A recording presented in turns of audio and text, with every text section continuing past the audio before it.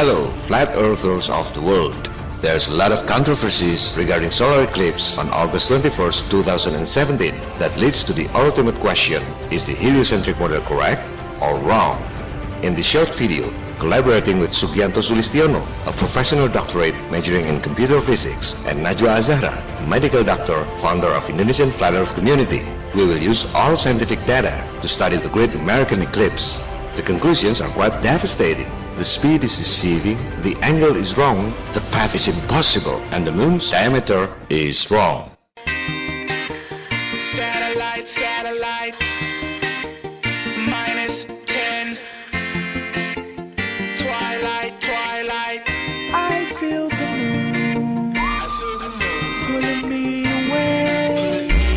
We all know that the sun and the moon both rise in the east and set in the west. In your flat earth, what you see is what you get. The sun and the moon are moving clockwise, from east to west. What I can do. As you know, in our flat earth, if you are facing north, wherever you are, your left is the west and your right is the east. Therefore, if you fly straight from west to east, you will come back to your starting point. Satellite. And so do the sun and the moon. The other fact is, if a source of light moving in one direction passes an object, the shadow will always move in opposite direction. So, as the sun and the moon are moving from east to west, and the sun passes the moon, the shadow is moving in opposite direction, from west to east, exactly like reality. Cause in our flat earth, what you see is what you get. Now, in the globe model, in order to make the sun and the moon rise in the east, set in the west, they have to make the globe model rotate from west to east. In this way, the east side of the earth encounters the sun earlier than the west side of the earth.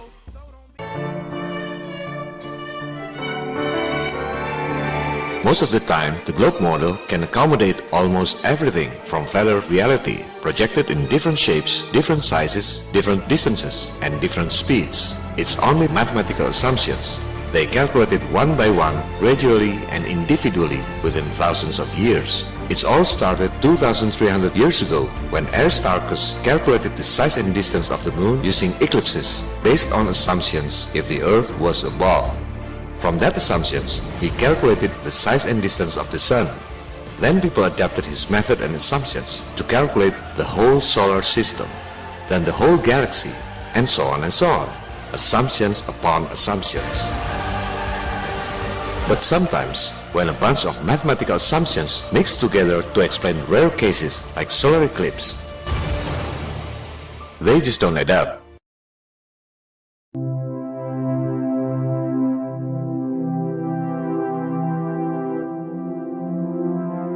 Many people argue whether the globe model can make eclipse shadow from west to east or not. Let's make it clear, once and for all. If we put all the data on the table transparently, in a way that everyone can understand, measure, and verify themselves, the answer is yes and no. Yes if and but no. Now the yes if first. Yes, eclipse shadow on the globe model can move from west to east only if moon's orbital speed is faster than Earth's rotation speed. In heliocentric model, the moon's orbital speed is twice as fast as the Earth's rotation speed. With this paradigm, for sure, the shadow will move from west to east.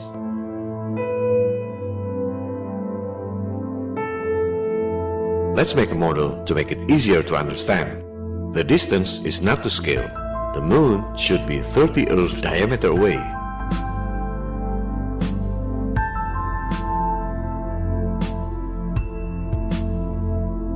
If the Earth rotates 1,670 kilometers in 1 hour to your right, and the moon orbits 3,683 kilometers to your right too, then you draw a straight line from moon's diameter to the Earth.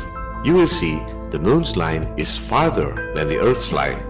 But of course, 3,683 kilometers is farther than 1,670 kilometers. You don't even need a model to understand. This is called linear speed.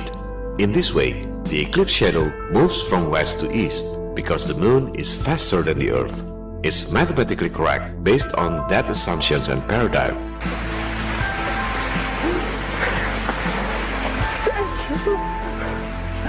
But there's a big problem. It defies natural fact.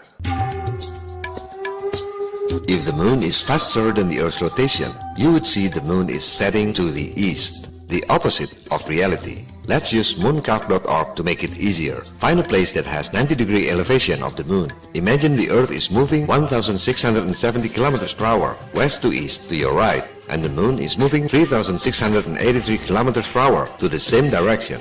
Within 1 hour, you would see the moon is more to your right, because it's faster and travels more distance than the Earth, right? Wrong. See what happens if you add time for 1 hour. Ooh, the moon is going to your left, because the Earth is rotating faster.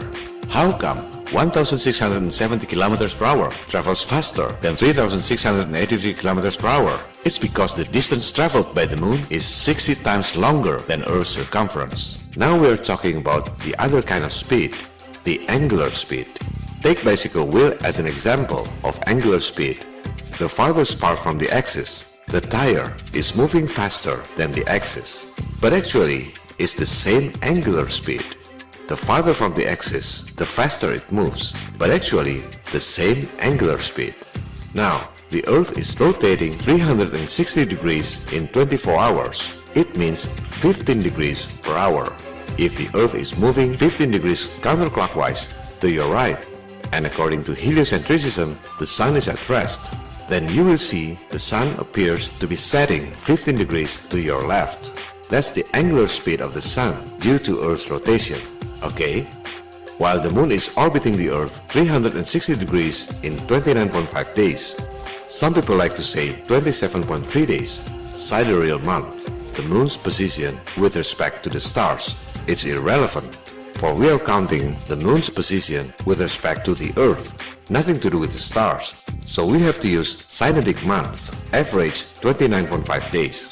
The angular speed of Moon's orbit is 1 per 24 hours divided by 29.5 days times 360 degrees equals to 0.51 degree per hour.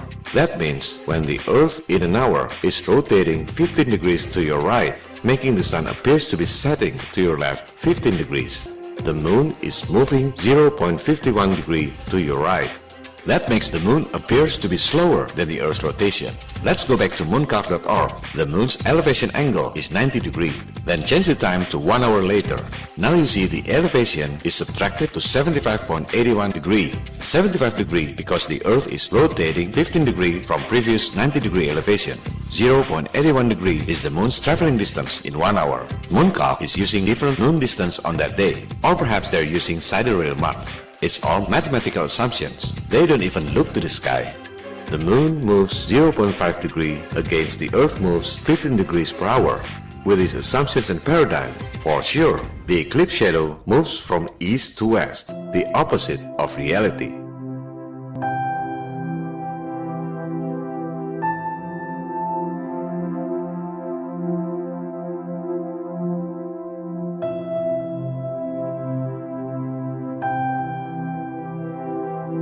So which one applies to the Moon and the Earth's speeds that creates eclipse shadow?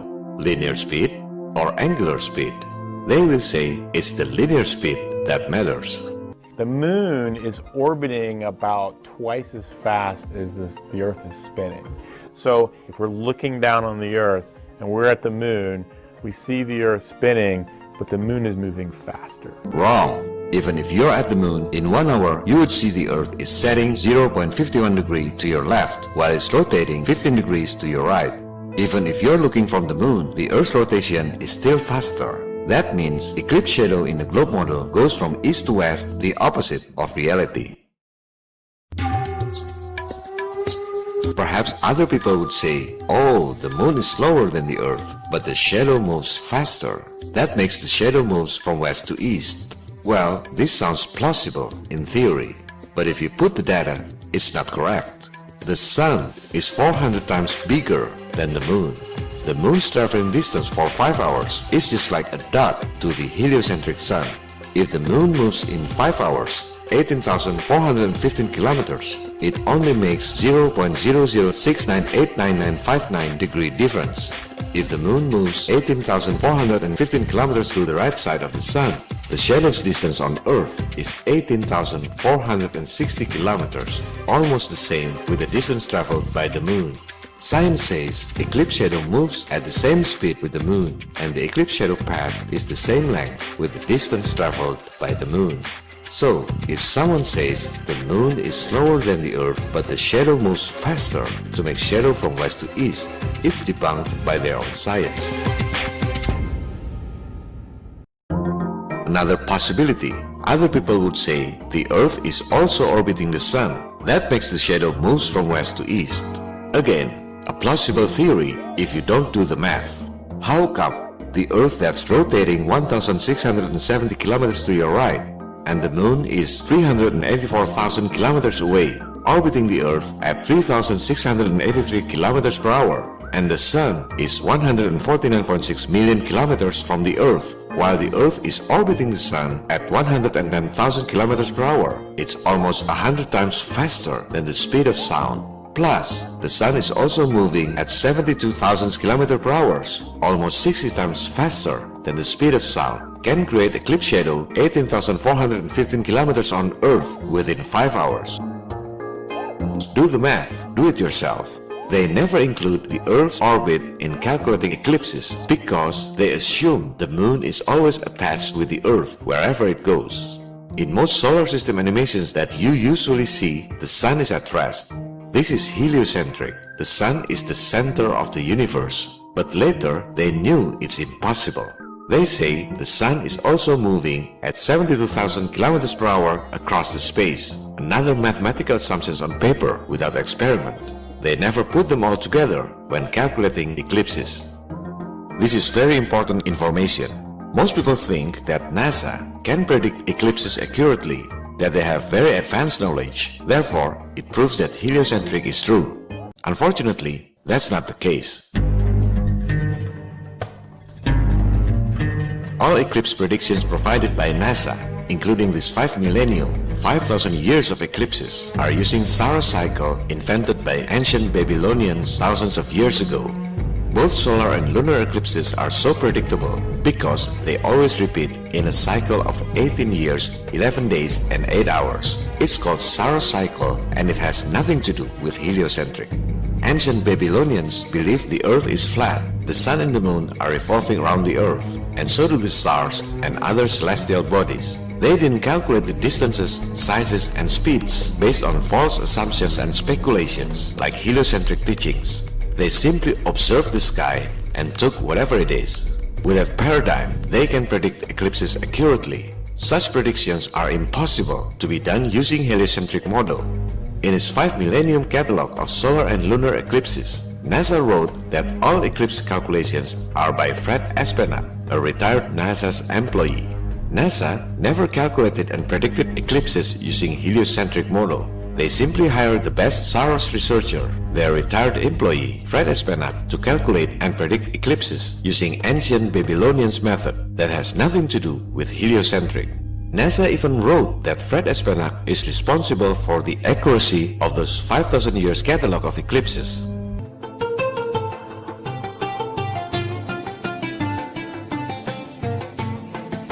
For thousands of years, some astronomers collected eclipse cycle all around the world based on Saros cycle. They have started to do this long time before NASA was established in 1958. Astronomers like Fred Espenat simply collected eclipse database from other local astronomers all around the world. As you see in this table, it's made by other astronomer G. Vandenberg in 1955. That's what Fred Espenat did. He is a very good Saros researcher. Why would NASA need Saros cycle if they can calculate eclipses using heliocentric math? Obviously, because they can't. A bunch of mathematical assumptions when combined together to calculate eclipses, they just don't add up.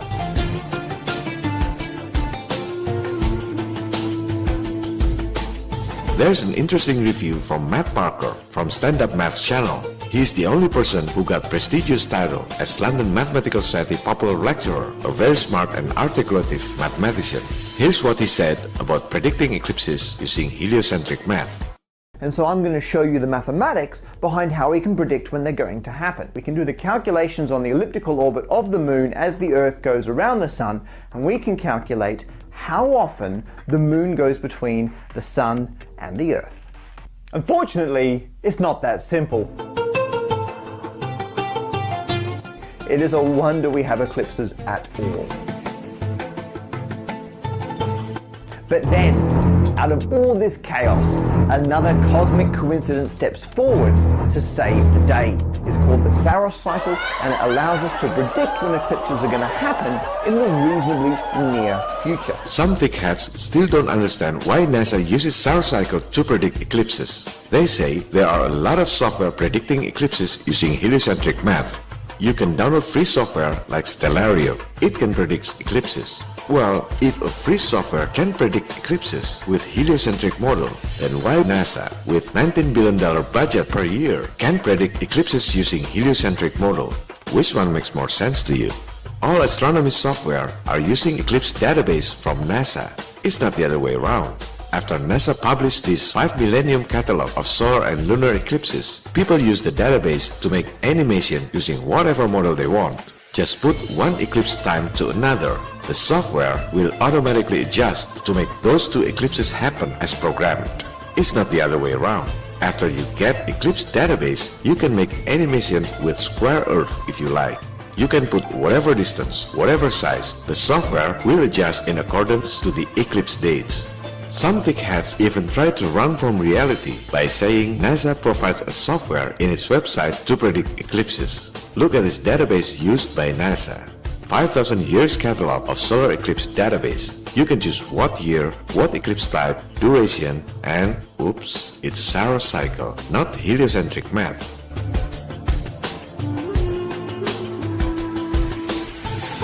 This is the 3D movement of their heliocentric model. The sizes, distances, and speeds are not to scale. This is just to make you have an idea of the true heliocentric concept. The question is, how could NASA 48 years ago kept up with the Earth's orbital speed, almost 100 times faster than the speed of sound, and also kept up with the sound speed across the space at almost 60 times faster than the speed of sound?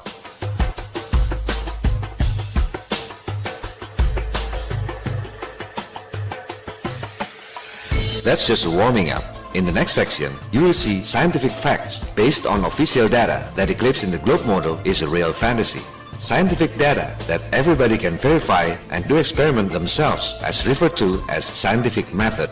With this official data, you will get the undebunkable result that eclipses completely fail to work on the globe model. The data is always there all the time, you just didn't realize what it means. Trying to free your mind, Neo.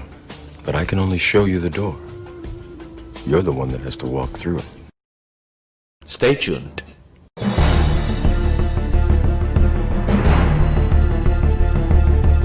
Let's take a look at their official data taken from NASA's website, the Great American Eclipse Path.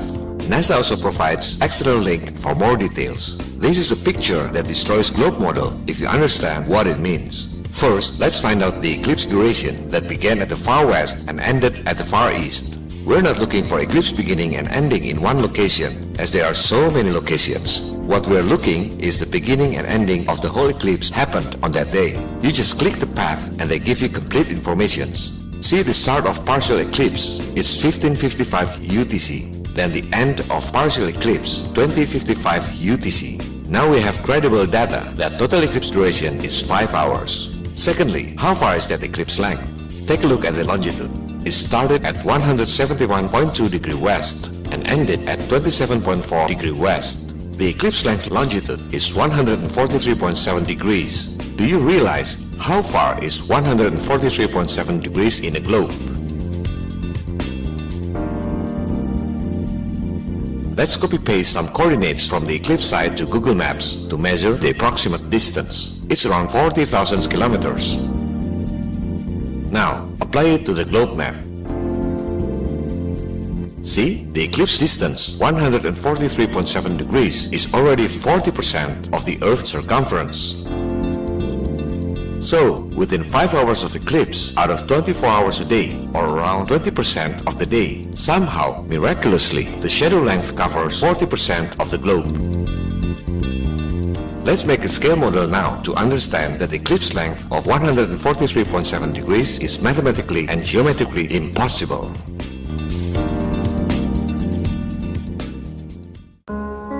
We've made scale model of the eclipse using AutoCAD. In this video, I'm collaborating with many people from Flat Earth 101 community. You have seen the work of Najwa and Anggoraji specially made for you. For this AutoCAD, I want to make it as precise as possible, so I collaborate with people from the community again, this time with Tejo. He is a successful architect who is very familiar with AutoCAD. And he's not alone. People in his office also helped us to make this model. They are flat earthers too. These are the assumptions I took from mainstream science database. We made this model based on that official data at that particular date and that particular spot as referred by NASA. Let's start with the Earth. Of course we can make it pretty with 3D Earth, but that's not our objective now. It's not about beauty, it's about precision. The Earth radius and diameter are precise according to heliocentric data. These 5 lines represent the Earth's rotation for 5 hours, the eclipse duration. Each line represents 15 degrees. 5 lines equal to 75 degrees. The 0 point represents the first second of the eclipse. The Earth rotates anticlockwise from west to east. So if you are standing over here at 0 point, in 5 hours you will be over there. Now let's go to the moon. It's 30 Earth diameters away. The Earth is a small circle over here and the moon is over there. Let's zoom in. This is the moon at 0 point when the first second of partial eclipse started. These 5 moons represent its movements every hour, 1, 2, 3, 4, 5 hours. This is the moon's radius and diameter according to standard heliocentric. This is the moon's traveling distance every hour. Within 5 hours, it travels 18,415 kilometers. That's the linear speed. But the orbit is so big, 29.5 days, and 5 hours means almost nothing. So if you draw a line from the moon's axis to the Earth's axis, this 18,415 kilometers is only 2.55 degrees angular speed on Earth. It's hard to see at this true scale. Let's split it into 2 screens, the moon on your left side, the Earth on your right side. This is the 0 point when the first partial eclipse happened. The line goes to 0 point on Earth. In 5 hours, the moon will be over there. If you're standing on Earth over here, 5 hours later, you will rotate from west to east and you'll be over here. You will see the moon is setting to the west due to Earth's rotation.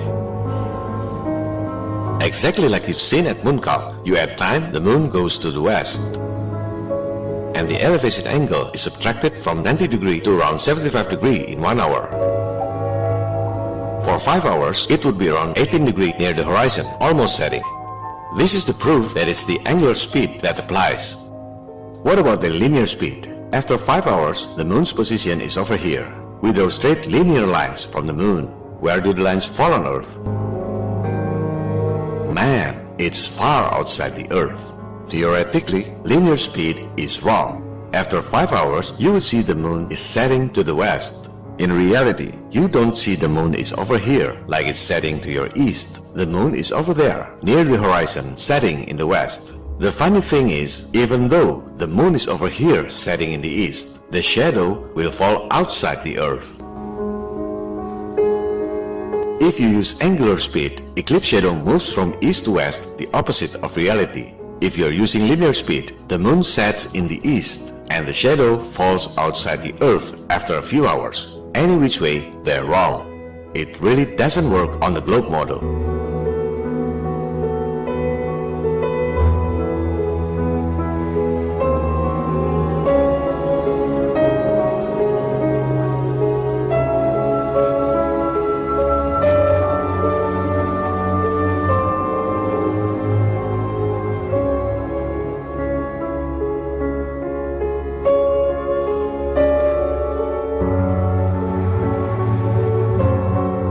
What about the shadow speed? We've been through this. Their own science says the eclipse shadow speed is the same as the moon speed itself. Look once again at their eclipse shadow speed.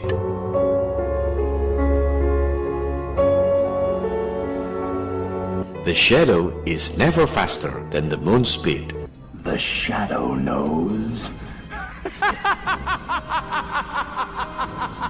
Poor globe model. Let's be generous to them. Give the globe model a generous discount.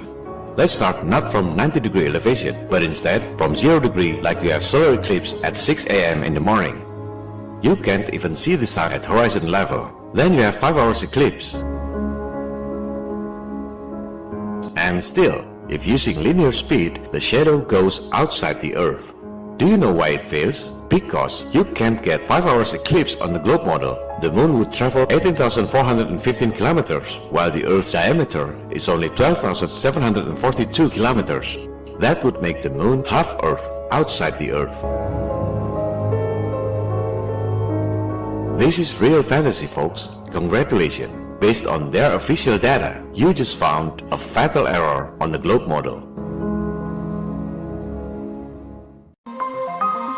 Now let's see the eclipse movement with 3D model. You can use solar system scope. It's supposed to be correct according to heliocentric model. The time, speeds, directions, and eclipse duration are to scale. Only the sizes are not to scale. They make them bigger to make it easier for you to see the movements. Set your time to August 21st, 2017 at 3:55 p.m. UTC. We'll run it for 5 hours, scaled to about 5 seconds. It's gonna be quick, but we can replay it. The time will be 3:55 p.m. to 8:55 p.m. Please focus on the Earth's rotation speed and direction, also the Moon's orbital speed and direction. See which one is faster. Ready? Go! You see that the Earth's rotation is faster. Let's zoom in. The Moon is almost like not moving. That means they're using angular speed. The Earth's rotating at 15 degrees per hour. The Moon's traveling at 0.51 degrees per hour. With this angular speed, to which direction the shadow goes? Because the Earth is spinning faster to the east, the Moon's shadow goes the opposite direction, from east to west. Exactly like Najwa has shown you, only this 3D animation is using true scale of speeds according to heliocentrism.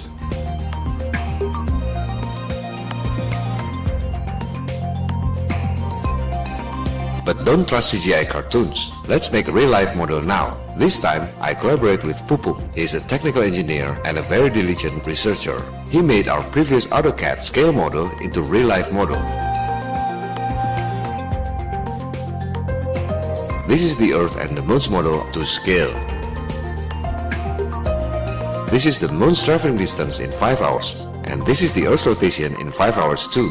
This is the Earth-Moon distance. You remember those angular lines. The Moon travels 18,415 kilometers, but is only 2.55 degrees from the Earth's axis. That's the true sizes, distances, and speeds according to heliocentric model. Assisted by Dama as cameraman, we put 3 cameras on the model. First one is above the Earth to see the Earth's rotation angles. Second camera is above the Moon to see the Moon's traveling distance and angles. Third one is behind the Moon to see where the shadow falls in 5 hours time scale. Remember, we're not looking for the eclipse shadow size. The source of light with its scale should be 475 meters or almost half kilometers away, and the lamp diameter should be 4.36 meters. It's irrelevant for this purpose because we're just looking at the shadow's direction, not the shadow size. We start from the 0 point where the eclipse starts. You see the Earth is at 0 degree position and the Moon is also at 0 degree position. The shadow is slightly to the west of the Earth because the eclipse started at 15:55 UTC or 10:55 local time in the morning.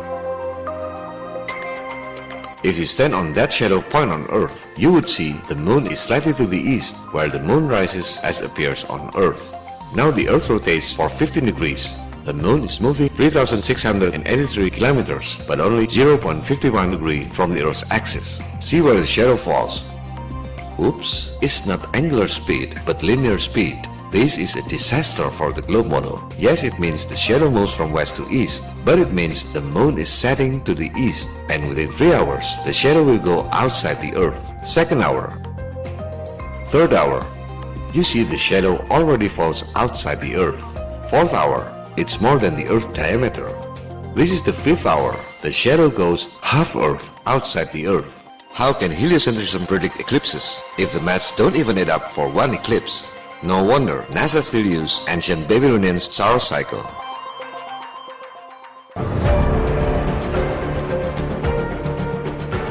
Let's take a look at who are these Babylonians who invented solar cycle. Babylonians are descendants of Sumerian, the first modern human civilization 6,000 years ago, earlier than ancient Egypt.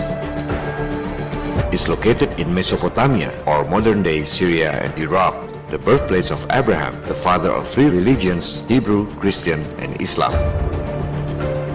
It's the cradle of civilization. Their inventions and achievements are still used today. Astronomy, irrigation, architecture, mathematics, politics, code of law, urban planning, almost everything except internet and cable TV. They are very smart people. Their alphabets, cuneiform, consist of 400 characters, not 26 characters ABCD like us. Their numeral system is sexagesimal or base 60, not base 10 like us. Sexagesimal is very good for counting big numbers and small numbers, still used today for measuring time, angles, and geographic coordinates. They are the one who invented 360 degrees in a circle. Do you know why there are 660 degrees in a circle? It's the average days of the sun and the moon circling the earth in a year.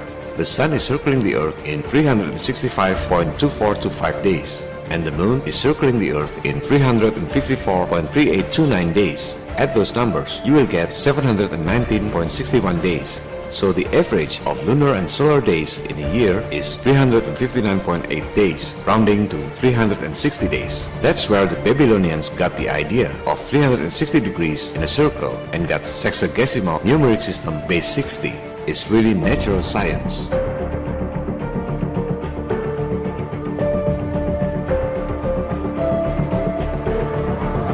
They are the one who invented lunar calendar, synodic month, the real astronomical event. The beginning and ending of each month is based on moon phases, hence the name month. That's natural science. On the other hand, modern-day solar calendar system is based on nothing. If you want to make solar calendar based on natural phenomena, the new year should be either summer June 22nd, autumn September 23rd, winter December 22nd, or spring March 21st. But solar calendar starts with January the 1st, which means nothing, and ends with December 31st, which also means nothing. It's not really solar calendar, and every date of the month has nothing to do with the moon. You're using a wrong calendar system. Yet Babylonians were aware of solar cycle too, so they invented the so-called lunisolar calendar. Its lunar calendar consists of 12 months, the closest lunar cycle with solar cycle in a year. They are the one who invented 7 days in a week. They observed the stars are moving in the same directions and the same speed, except there are 7 sky objects that move differently. They call it the 7 wandering stars. Later, by the ancient Greeks, is called planets. That's the origin of the word planet. Planet is not a ball that living creature can live on it like you always see in CGI cartoons published by NASA. Planet is a wandering star, a star which has its own path and speed circling the Earth. Those 7 wandering stars or 7 planets of the Earth are the Sun, the Moon, Mars, Mercury, Jupiter, Venus, and Saturn. Then Babylonians devoted 7 days every week to honor those 7 wandering stars. The first day to honor the Sun, hence the name Sunday. Second day to honor the Moon, Monday. Third day is for Mars, or in Nordic is called Tyr, Tuesday. Fourth day for Mercury, Mercredi in French. In German and Dutch is called Odin or Woden, Wednesday. Fifth day for Jupiter, Jueves in Spanish, is Nordic god Thor, Thursday. Sixth day to honor Venus, Viernes in Spanish, is Nordic god of Frigg, Friday. The seventh day to honor Saturn, Saturday. That's the influence of Babylonian culture. We still use it until now.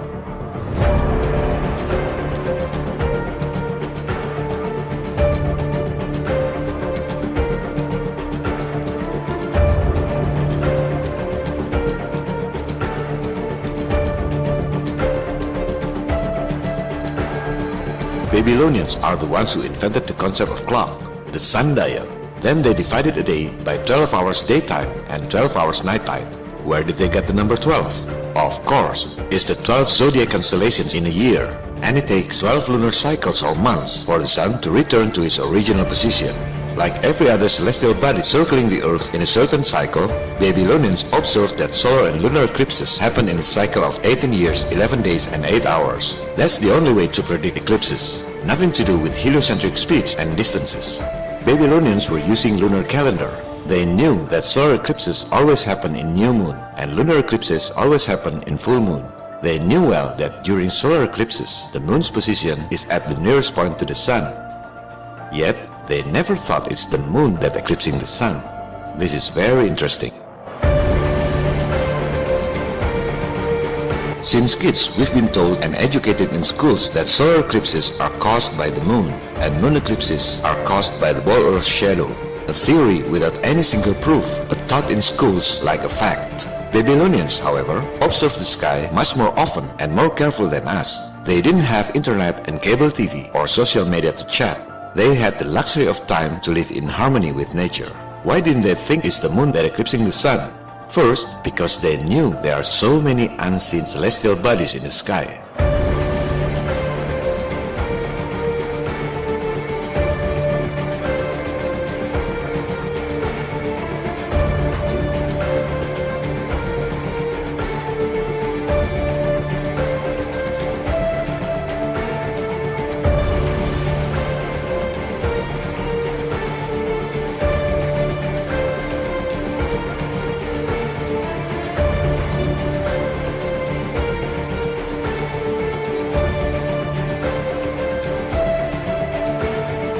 Second, because they knew the moon is behind the sun. If the moon is in front of the sun, you would see the moon is getting close to the sun before eclipses, right? But you never see it. Let's use our logics here. Why can't you see the stars during daytime? Because the sun is too bright, right? And because the stars are behind the sun. There is no star between the sun and the earth, even according to heliocentrism. All stars are behind the sun. The sun is very bright at daytime, therefore you can't see the stars during daytime. But the moon is 400 times closer than the sun, according to heliocentrism. The moon is between the earth and the sun when it's new moon, and is behind the earth when it's full moon. Sometimes you can see the moon very clear in the morning. So why can't you see the moon when it's new moon? Because the sun is too bright? Hell no. You can see every single object in front of the sun during daytime. You can see the clouds, airplanes, birds, etc. Sometimes you can see the moon in the sunlight. So why can't you see the moon when it's new moon? Because the moon is in unseen position? No, it's not correct either. Even in heliocentrism, the moon is near the sun during the new moon. So why you never see the moon when it's new moon? Because the moon is behind the sun at the time of the new moon.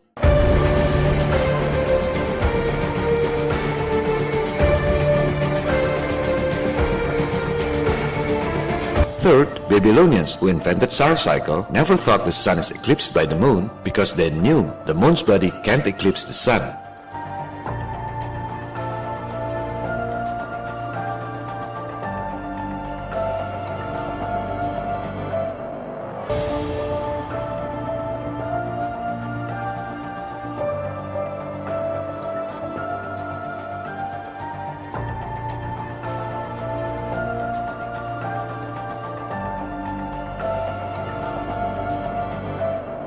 Ancient people were aware of many unidentified celestial bodies that sometimes can be seen with naked eyes. Only a dark celestial body can eclipse the sun out of nowhere. Just like lunar eclipses are caused by other celestial bodies, so are solar eclipses. Babylonians called it the planet of crossing, planet X, dark sun if you will. And so do every cultures in the world. In India, they call it Rahu and Ketu. In Java, Indonesia, they call it Batara Kala. Not because ancient people are stupid, but because they really use their senses. Their senses told them it's not the moon eclipsing the sun, it's a dark sky object that can absorb light.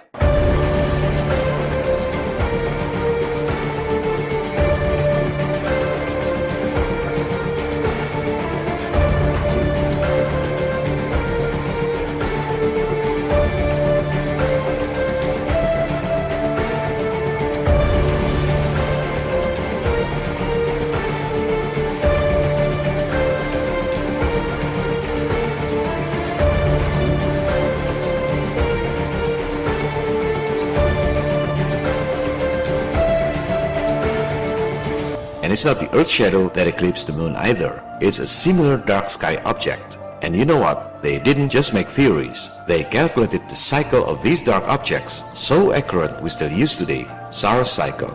On the other hand, you don't use your own eyes and your own senses. You just follow what NASA told you.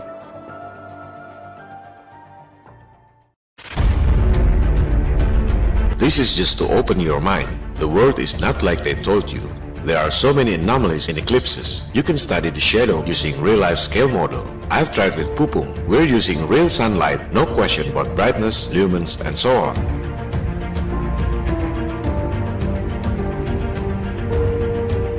But don't do it in open air, cause the bigger the light, the smaller the shadow.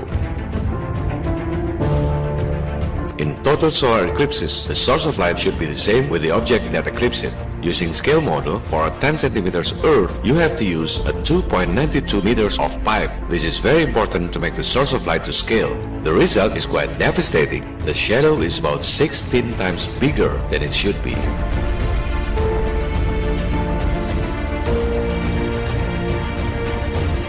In reality, eclipse shadow size is about 70 miles or around 100 kilometers. They make it in CGI cartoons as if a 3,474 kilometers of moon from 384,000 kilometers distance can make a 100 kilometers of shadow. So they make CGI cartoons with shadow shaped like a pencil. It doesn't exist in reality. With real-life scale model, the shadow is actually 1,000 miles or 1,600 kilometers.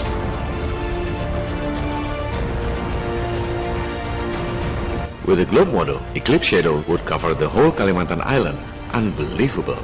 With a globe model to scale, eclipse shadow would be so big that can cover Portugal, Spain, and France at once. This is a disaster for the globe model. All your life, you only see eclipses of fantasy.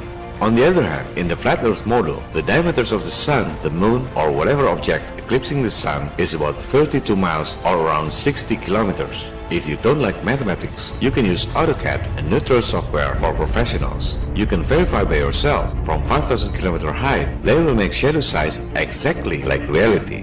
105.7 kilometers like the real eclipse shadow in Idaho Falls.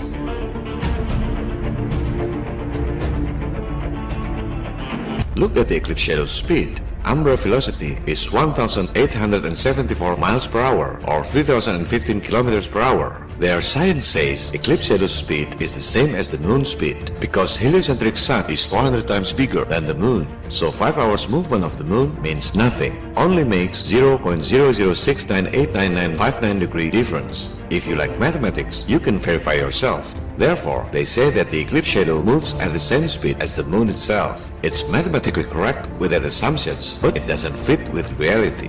The moon travels at 3,683 kilometers, making shadow on Earth that spins at 1,670 kilometers, both to the same direction from west to east. The shadow should move at 2,013 kilometers per hour. But look at the reality. It moves at 3,015 kilometers per hour. It doesn't add up.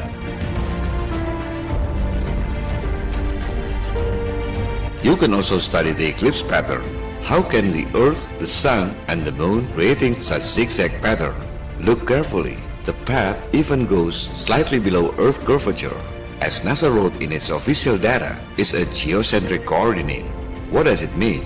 Geocentric coordinate is geographic coordinate system in which the Earth is modeled as a sphere or spheroid in right-handed XYZ like 3D in AutoCAD. That means originally the coordinate is in flat map, then projected into the Earth globe model. In fact, all globe maps that you've seen in your entire life is a geocentric coordinate or a projection from a flat map to a globe map.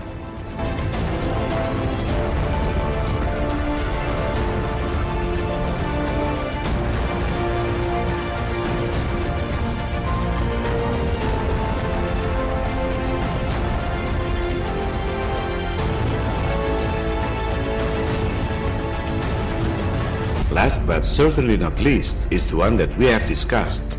Most people don't notice that the eclipse duration was 5 hours and don't realize what it means. This is the reason why I make this episode in English, to share that this kind of eclipse is mathematically and geometrically impossible on the globe model. Please don't use 3D animation model. You can make Superman spinning the Earth backward with CGI.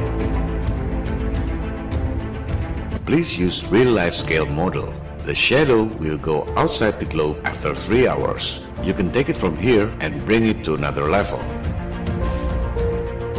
I heard some people say, why proving the globe model is wrong? Why not proving the flat earth model is right? Well, we're not supposed to make theories. It's not even our task. Before you start asking questions about flat Earth, you have to understand what's wrong with the globe model first.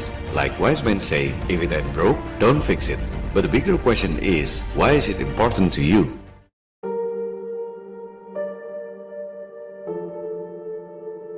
If we're discussing about theories, it's okay to be wrong. It's okay to have differences. It won't cost you money if flat Earth is wrong. On personal level, it doesn't matter whether you believe the Earth is square or triangle. It only matters in social level. There will be blood in the water cold. Because if heliocentric model is wrong, that means there are $1 trillion scandal in the last 60 years. They bust hard on our shoulders. That means space programs and satellites are hoax. Your communication costs should not be this high. Your national debt should not be that high. Most people don't realize or don't want to realize about their national debts. The world owes $68.7 trillion. Do you know how much money in circulation in the whole world? This is our time, no turning back. You have to look at the physical currency, the most liquid asset class of which all central banks pay attention. It's only $7.6 trillion. The world owes $68.7 trillion while the world only has $7.6 trillion. It's a debt you can never pay, ever.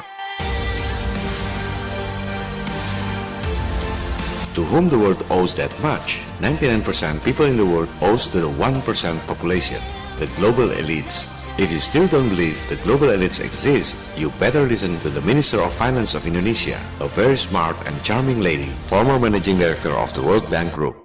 Kalau di dunia lebih timpang lagi, 1% orang kaya di dunia menguasai 90% aset dunia itu.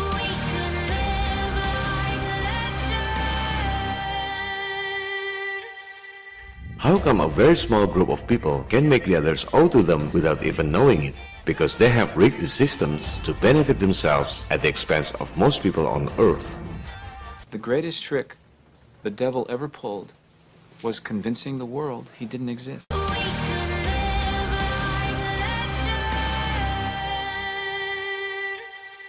Central banks in the US and Europe are privately owned corporations with the monopoly on creating money, but with no accountability. Those financial elites control all central banks in the world through the World Bank, IMF, and their elite financial agents. The system is quite simple. All countries in the world have to face budget deficits every year. Then all governments have to issue bonds. Then the financial elites finance the bonds by creating money from thin air because they have a monopoly on creating money.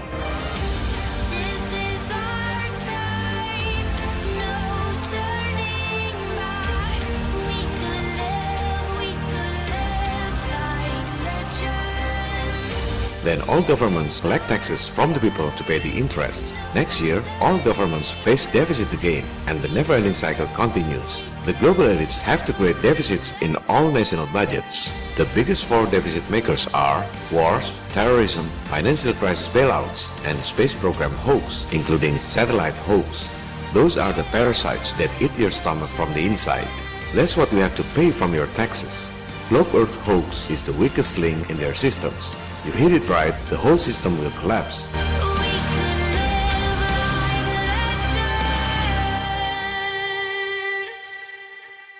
Meanwhile, Flat Earth Awakening gets the momentum all over the world. Indonesia is still the #1 Flat Earth topic in the world, according to Google Trends. People gather by themselves and made the Flat Earth 101 community. It's from the grassroots, bottom up. I didn't create them. But legends never die. Imagine there's no heaven.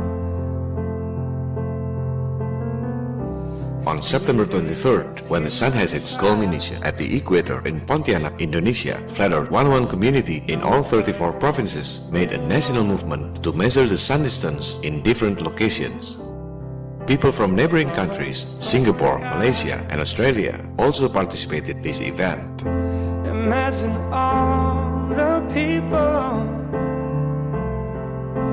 living for today. The result of this research has been presented in scientific journal format. It isn't hard to do. On October 28th, FE11 community made the second national movement. People in 34 provinces turned on mini Tesla coil wireless lamp. Imagine all the people living life in peace. You may say I'm a dreamer, but I'm not the only one. I hope someday you'll join us, and the world will be as one. To all Flat Earth 1-1 community who participated in this awesome national movement, thank you very much for your contribution. God bless you all. May God be with all of us. It's not only about energy saving, but it's a symbol of hope. Nothing to kill or die for, and no relief. There are many technologies that can save your money but suppressed by the global elites. Imagine all the people. You're not supposed to live in a world with expensive electricity, expensive gasoline, expensive telecommunication using satellite scam. You may say I'm a dreamer. You're not supposed to live in violent wars and terrorism designed by the elites to make your national budgets face deficits. You're not supposed to be industrial slaves, stressful life to pay your bills, and pay taxes to repay debts to super wealthy financial elites that have the monopoly on printing money from thin air without any gold backup. You deserve to live in a better world, live in harmony with nature, smiling faces everywhere, with inner happiness in your heart. That's what Flat Earth Awakening is all about. I'm a dreamer.